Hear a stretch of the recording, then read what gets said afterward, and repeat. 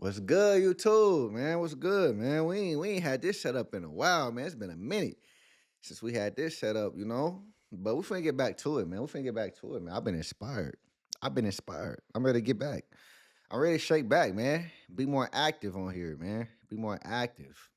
But, you know, Trump, that boy, he got a lot of going on. He got a lot going on. It's macro news coming out every single day, and when we talking about the stock market, he did have a good catalyst for crypto.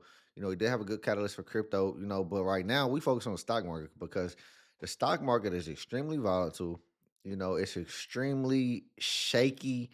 You know, stocks like Nvidia that were, you know, the the darling child, of the stock market over the last year and a half, are they're feeling it, man. They're feeling it. They're having you know, big pullbacks. The the semiconductor sector, is feeling it.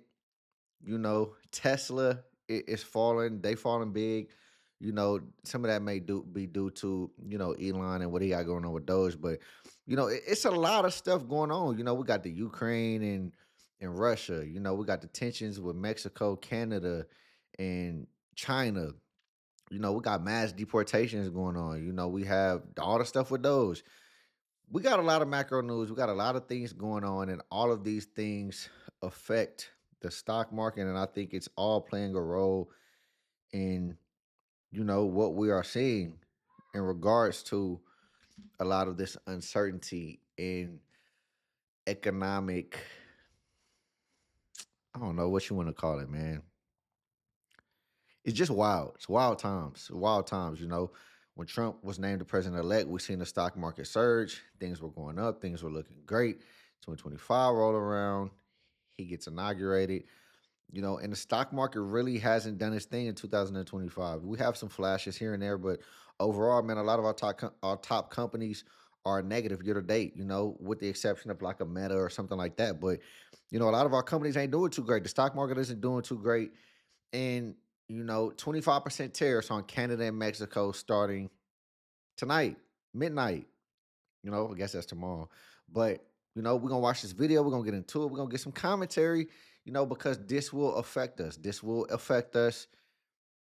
It's going to affect you at the stores, when it comes to products you're buying. If you're buying cars, if you're buying homes, if you are a consumer, you will be affected by these tariffs. A lot of people don't realize that. Tariffs sound good, and people say, oh, we like to see, the strength shown by President Trump, and we like to see this and we like to see that. But at the end of the day, you have to think about, okay, how is this going to affect me and mine? How is this going to affect my investments? How is this going to affect the economy? And that's what we're here to talk about. So let's watch this video, man. News just moments ago, the president at the White House addressing those tariffs that are expected to take place tomorrow morning. Eamon Javers has the very latest for us. What did the president specifically say, Eamon? Scott, the president is in the Roosevelt Room right now, where he's participating in an announcement of a major chips investment, but he's also taking questions from reporters. He was asked about those tariffs set for tomorrow on Canada and Mexico. The president said those 25% tariffs will go into effect tomorrow. So to the extent there had been any drama. Now, he said they're going into effect tonight, midnight. We've heard this before. Tariffs are supposed to go into effect, and then last minute they were pulled. He says there's no chance of that this time, so we'll see. We'll see. It's 8:25, so we got a couple hours. But we'll see. And with that being said, with these tariffs going into effect, we know that these other countries, they don't have any reservations about having retaliatory tariffs, against us in response. So we'll have to see what happens tomorrow. Things happen every day. Things are moving extremely fast. A lot of things are happening at once, and it get hard to keep up with, man. It get hard to keep up with. I ain't gonna lie. Suspense about whether the president intended to go through with this or not. He is saying he intends to go through with it. The question is now, will there be any exemptions? What kind of details will we get? What kind of timeline will we get for those tariffs in an announcement tomorrow? We have some sound here from the president just a short time ago in the Roosevelt Room. I will say this. I believe that the Mexican Canada tariffs will be one of the first to be kind of pulled back or lessened, I think the EU and the China tariffs will be the ones that will be more long lasting, especially China. Mexican, Canada, we rely on them for a lot of things. We rely on them for a lot of things. You know, we do. I'll tell you about that in a minute. Hold on. What he said. Tomorrow, tariffs 25% on Canada and 25% on Mexico, and that'll start. So they're going to have a tariff. So what they have to do is build their car plants, frankly, and other things in the United States. The president also taking to his social media platform earlier today to talk. Let me say this. For one, I hear this argument, that, okay, well, we just bring manufacturing back over here, or these companies can just bring manufacturing over here. One, it's not that easy. It's not that simple. It takes a lot of investment, a lot of money, and it takes time. It's not just that simple to just bring manufacturing over here to the United States. So we'll see how that pans out. But as far as Canada and Mexico goes, when we're talking about, what type of products, goods, services can be affected, by these 25% tariffs. Well, when we're talking about Canada, what are some things that could be impacted by tariffs levied against Canada? Well, wood, charcoal, aluminum, iron and steel appliances, cereal, flour, starch and milk products, rubbers, alcoholic beverages, not them type of rubbers. See, y'all wildin'. Alcoholic beverages, carpets and other textile floor coverings, wool, animal hair, horsehair, yarn, and fabric, umbrellas, walking sticks, seat sticks, whips. Whips is crazy. Cotton, whips and cotton back to back. That's crazy. Photographic or oh man, cinematographic goods, cork products, printed books. And then when we're talking about Mexico, we're talking about cereals, paper products, processed fruits and nuts, tropical fruits, tomatoes, onions, lettuce and cabbage, pickled foods, fruit juice, fertilizers, dairy products, eggs and honey, cotton, beer and hard liquor, coffee, tea, spices, meat, fish and seafood, sauces and seasonings, baked goods, avocados, raw sugars. The list goes on. We get a lot of goods from Canada, Mexico. We get a lot of goods from China indirectly because they funnel things through Mexico, but we'll say that for another story. But the thing is, we are heavily intertwined with these countries. We do a lot of trade. We get a lot of things from them. And you're definitely going to be affected. I'm going to be affected. You're going to be affected. We're going to feel it. Our pockets will be affected. The economy will take a hit from this. How much of a hit? We don't know. We'll have to see. We'll have to see how resilient the American economy really is, because we will definitely get put to the test. Tariffs and the way they might impact U.S. agricultural production. One of the questions in all of this is, if tariffs go into place tomorrow, what reaction can we expect from Mexico and from Canada in terms of retaliatory measures? Oftentimes, countries retaliate against American ag producers. So that's one thing to watch for tomorrow, the impact on American farmers, obviously politically sensitive for this administration. Scott, back over to you. Eamon, there was some question as to what the exact number might end up being. 25%, of course, the reported number, but you never know how these things go as you get closer.